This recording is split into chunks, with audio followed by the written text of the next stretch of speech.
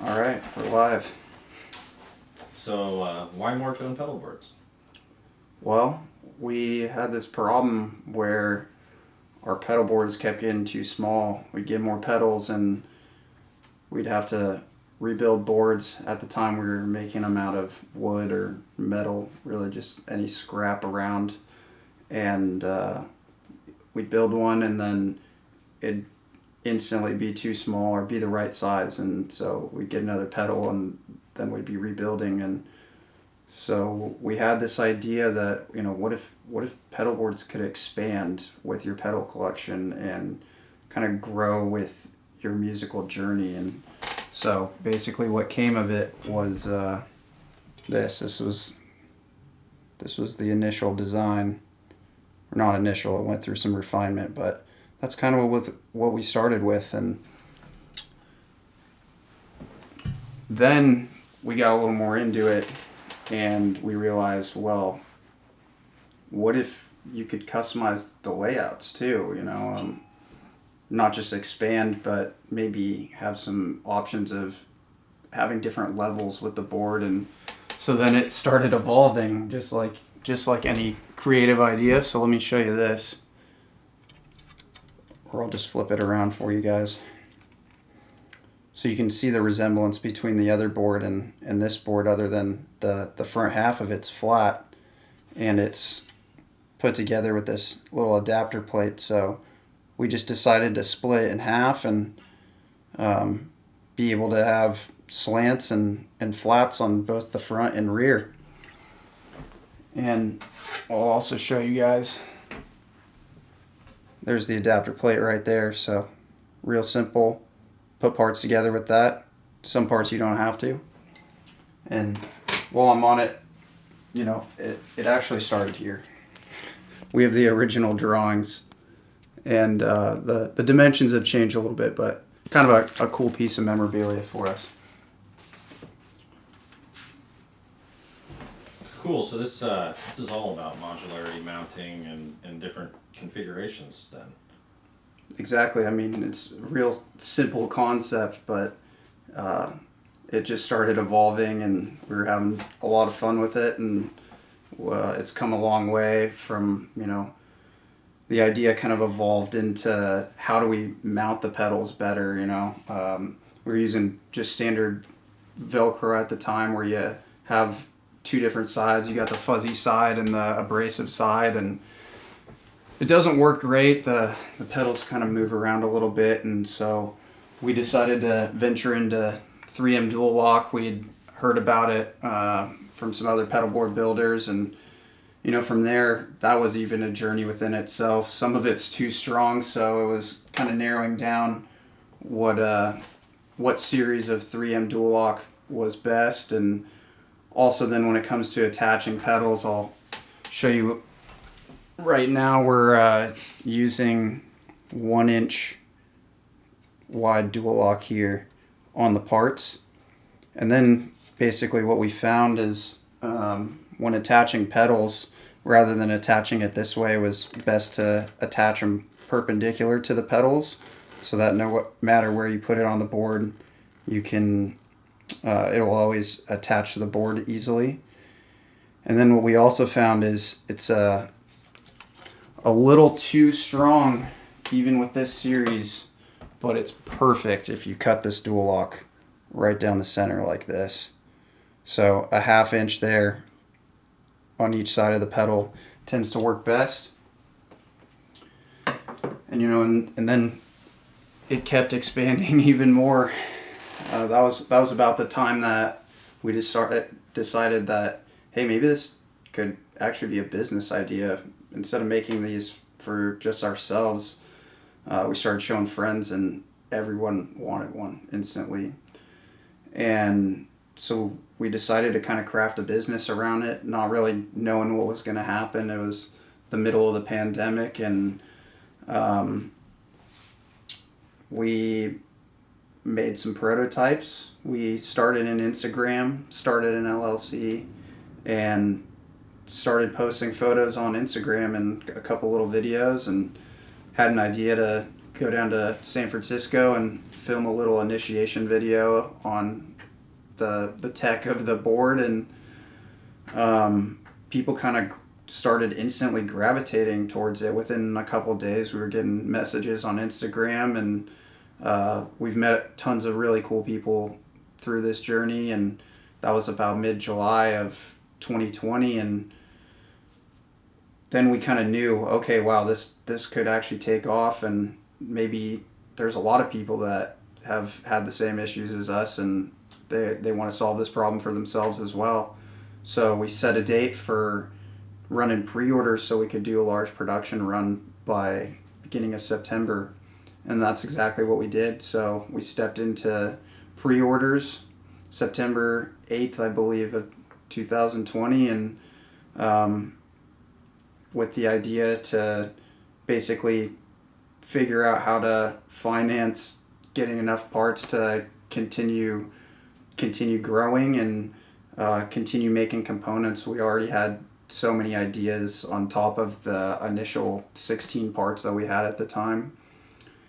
And from there, the very next thing was, kind of actually based on user feedback of, hey, I have this power supply. How do I mount this power supply to your boards?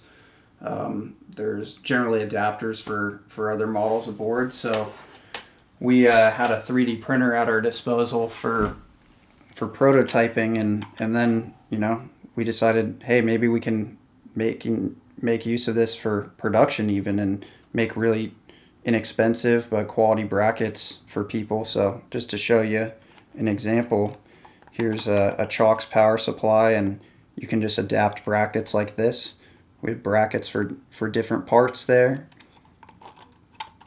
and then we have different brackets for different types of power supplies. So they're all tailored to particular power supplies, not generic. And so there's one for all the True Tone line, and let me show you that stuff installed there. So there's your True Tone stuff installed,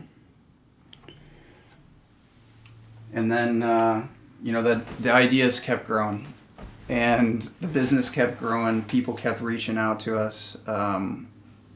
People started finding our website and asking us more questions, and asking us about what pedals were gonna work best with this setup, and what setup should I use for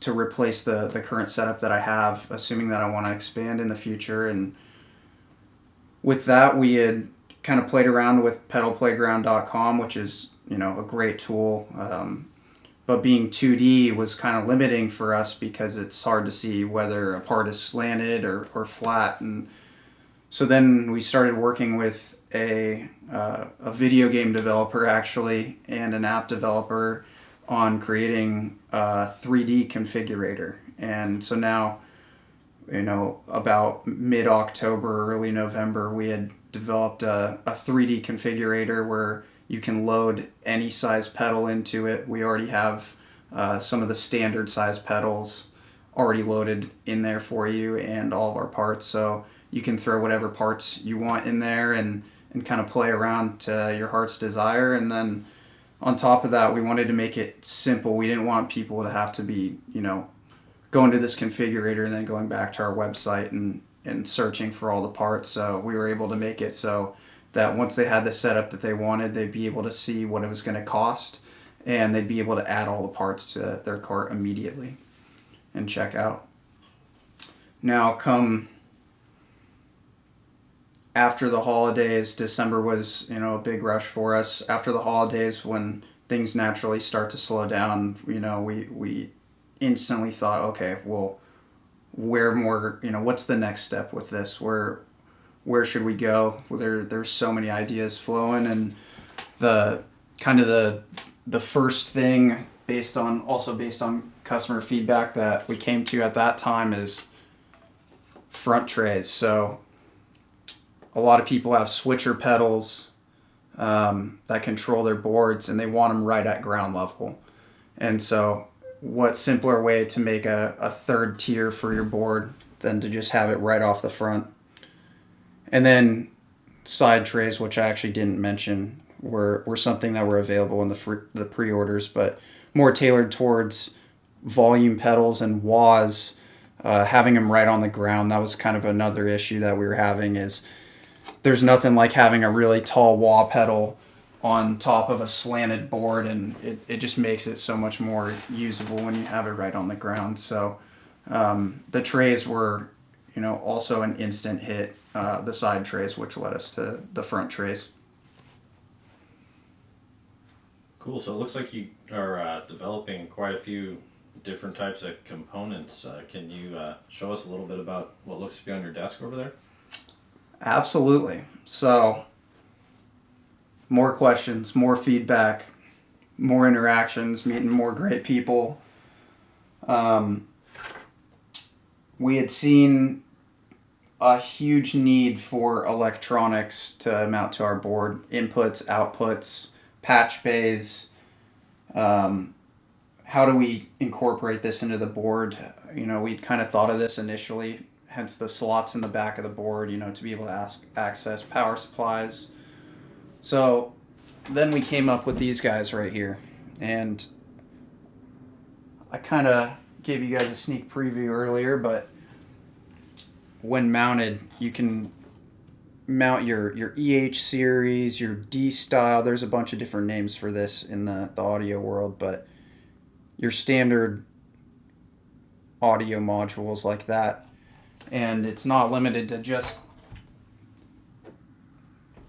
TRS or TS quarter-inch jacks. We have XLR jacks currently. That's a male to female, and then we also have a female to male, so I'll show you that one.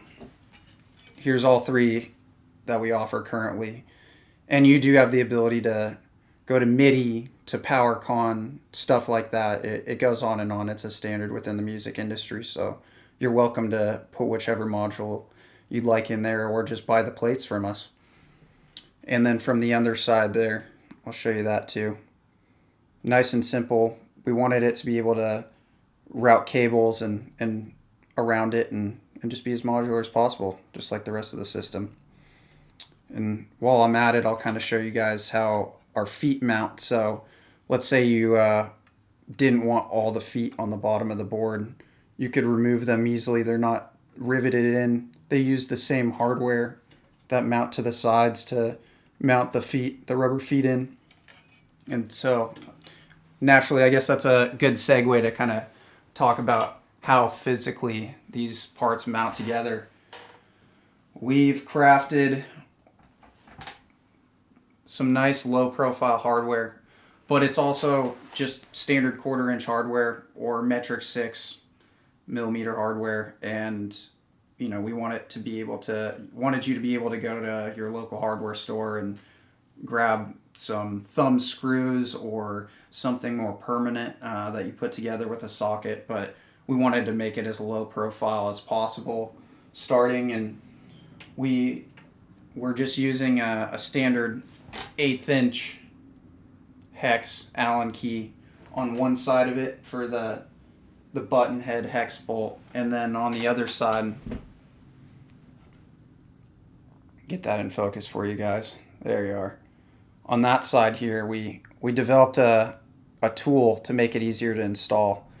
It has a little magnet in there, so makes it even easier. You can magnetize your other tool with it as well, just by running it along the tool. And then when it comes to actually pulling the other piece of hardware off there,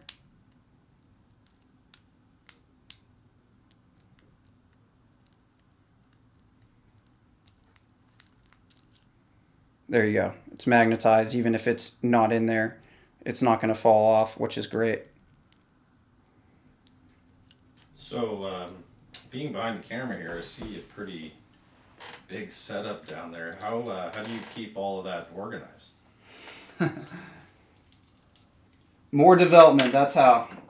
So we'd kind of come along in our Instagram journey some really beautiful boards, and while it wasn't something that we were huge on at the time because we were constantly changing our setup and moving it around, we were less focused on organization of cables and whatnot. We came across a really simple solution for organizing cables on top and underneath the board. So with another 3M product here and a zip tie, you can mount that on the bottom of the board easily, or you can actually just cut out a piece of dual lock here and put the sticky sides together, and then put the dual lock side down on the board and mount it on top of the board as well. And I'll go ahead and show you guys an example of that real quick. Let me lift this guy up here. So underneath here you can see I've got quite a few cables attached together with a zip tie, and just one of those. They're really strong, they're sturdy. Here I've got some power cables attached, and then let's flip this thing around, and on the top side there you can see how I have it attached to the dual lock underneath that fuzz pedal. So with everything going on, it seems like you have a lot of great ideas. Why are you crowdfunding, and what does the future bring for, potentially more parts or accessories? Exactly. So why more pre-orders? We ran pre-orders initially on the parts, and it was able to help us finance a production run, and it enabled us to get another 3D printer and keep developing new stuff. And it doesn't stop here. We have so many ideas to keep this going. Just to name a few, some hinged parts to access the underside, some cases. Those are the big ones, and those require a lot more development funding than you'd think. And while we wanted to develop those in the last year, we've been focusing on kind of what's the next step, and right now the next step is exactly that, and to keep developing more accessories as well as different parts. We want to be able to continue listening to our customers and keep giving them what they need. And to be honest, you all have given us so many great ideas, and really helped us move along the past year, and we just want to keep this thing going and keep it growing. All right, so we've got one more thing for you guys. It's actually our newest addition, so how could I forget? The patch bays.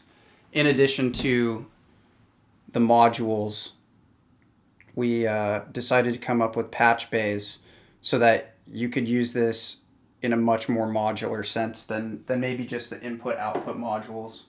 It uses just a standard quarter to quarter inch jack, so through patching tons and tons of times you're going to wear out your jacks. So we wanted to be able to replace the jacks if need be. These just press fit into the part here, and once again, just like the feet, this one's black, but we're just using the same standard hardware on all of our parts. Quarter inch, eighth inch hex on the button head. And I'll show you an example of what that looks like on a board. It's around here somewhere. Just give me a second. Here it is.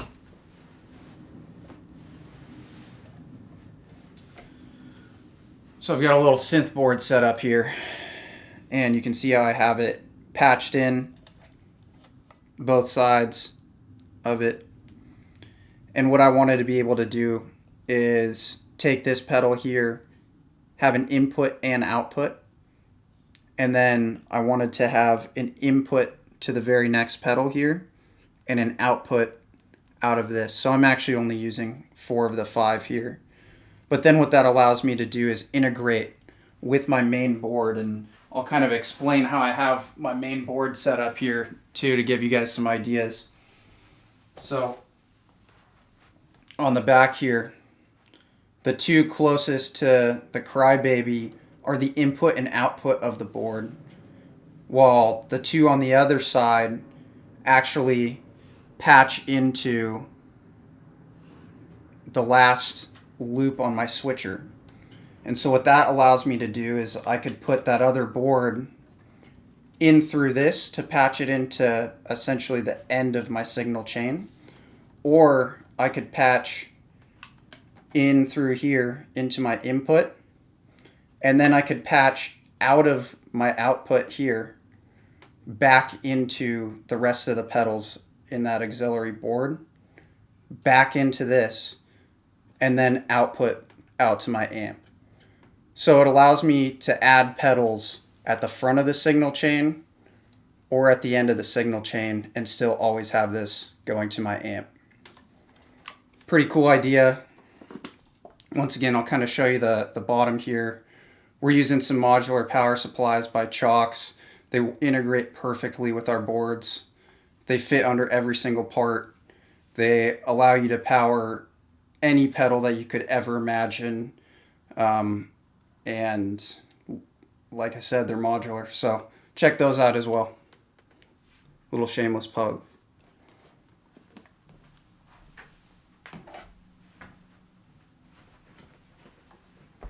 And that's it.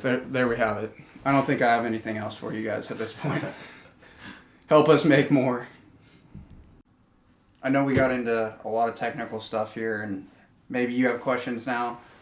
If you do have questions, check out our FAQ on our website. Once again, our website is www.mortonpedalboards.com.